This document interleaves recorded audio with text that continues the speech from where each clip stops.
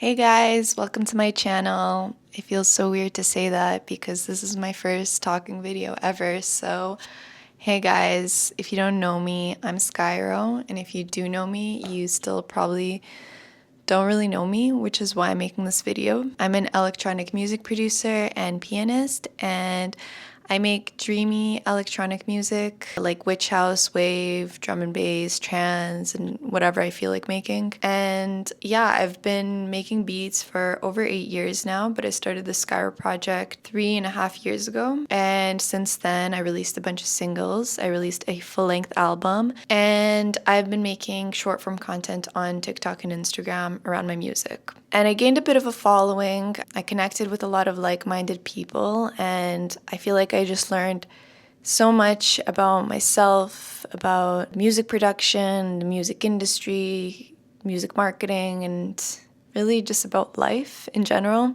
And it's been really awesome to make music and share it with the world and actually connect with people who understand and see the vision and really like the sound. But everything else surrounding it has been kind of difficult, especially the content making part. Social media just completely broke me and rewired my brain and changed me for the worse. And I've had multiple times of burnout. And I guess that's kind of just like the nature of short form content. But honestly, at this point, I feel like my future fans, wherever they are, they're not on these apps. And it's just not the place to be anymore for me. So that's kind of why I want to make YouTube now. I want to make more meaningful content, and I want to connect with my audience and potentially expand my audience. And I just have so much to share about my experience so far as a producer and so much creative knowledge that I learned along the way that I want to share. And really just create a place where I could be more myself, where we could just make beats and hang out and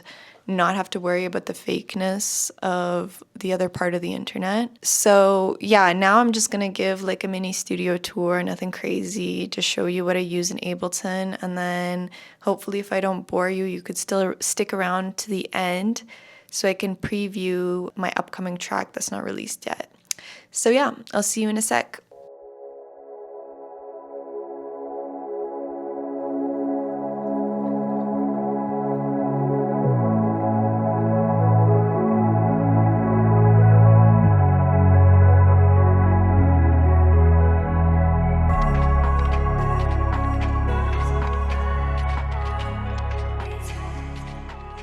Welcome to my cozy home studio. This is where I make all my beats. This is where all the creativity happens. And yes, I know this studio is not treated, but I just don't have the time, energy, or money to treat it right now. And so far I've been doing mostly everything in headphones, and it's been kind of a vibe, and I kind of like it, but maybe one day I will treat it, but for now this will do, and I love it. So yeah, this is my work desk. I use a MacBook Pro and KRK speakers when I'm mixing or listening to music. These are the headphones that I do almost everything in. They're Sennheiser HD 598 SRs, and I got them for Christmas in 2018 from my audiophile dad. This is the Behringer DeepMind 12 analog synth.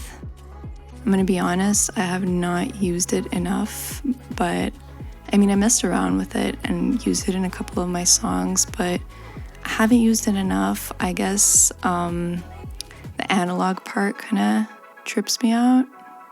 I don't know. I want to use it more though. This is the Tractor S4 DJ controller that I've also had for a minute, but haven't used enough. I really want to learn how to DJ better and DJ my own tracks, and I actually want to make a vlog about that, about how I learn how to DJ my own music using this controller. So yeah, hopefully I get around to that. And this is my electric piano. I write a lot of my ideas here. I improvise, and I'm classically trained and I still take lessons. This piano is also a MIDI controller, so everything that I write I can put directly into Ableton, which is awesome. And this is the song that I'm currently learning. It's a Debussy song, and it's actually one of his lesser known ones, but it's such a banger. I love Debussy. He's honestly the GOAT. And yeah, that's basically it.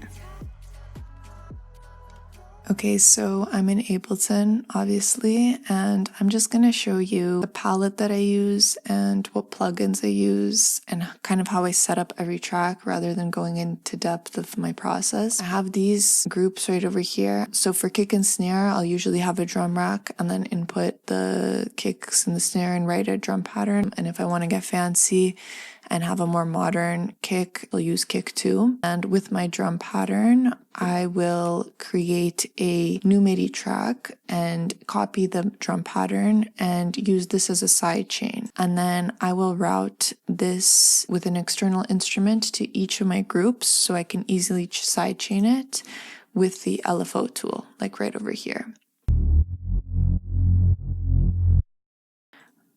That way I have a lot of control over how much I want every group to be sidechained, and I love it. So LFO tool is awesome. Next, for bass, I always start with a filtered Reese bass. I use Serum to sound design everything. And yeah, I usually just start with a simple filtered Reese bass and then write a bass line with it, especially if it's drum and bass, and then do further sound design later on. But it's kind of just like the bare bones of creating a track. And here, Creative Intense Tantrum is a really awesome distortion. It's really good for like bass sound design. It gives a lot of nice mid crunchiness. Okay, next we have vocals, the vocal chain or vocal group.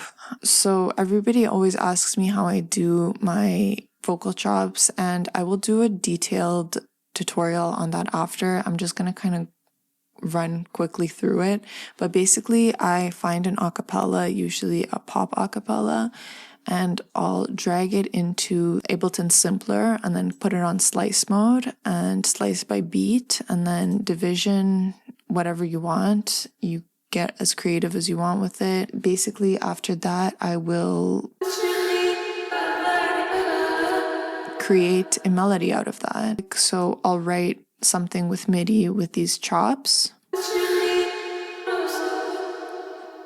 I'll have an EQ, OTT usually, a reverb rack, and the reverb that I use is Valhalla Room, Hard Clipper, K-Clip, that I use all the time on pretty much everything. Then for synths, again, I have Serum. I do that for everything, my synths as well, not just basses. And then I use Contact a lot for different instruments. I recently got these choir instruments that are so sick. I love them so much. And then I use it for like different keys, different orchestral instruments. I find them to be way better than the Ableton ones. And then effects, I usually make them as well. Again, Serum, I have a riser over here.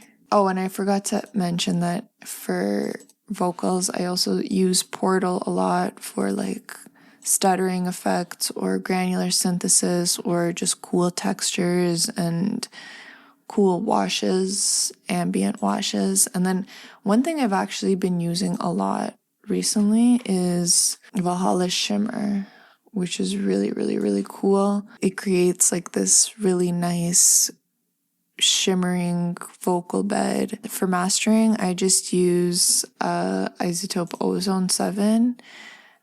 And yeah, that's pretty much it. That's what I use in Ableton.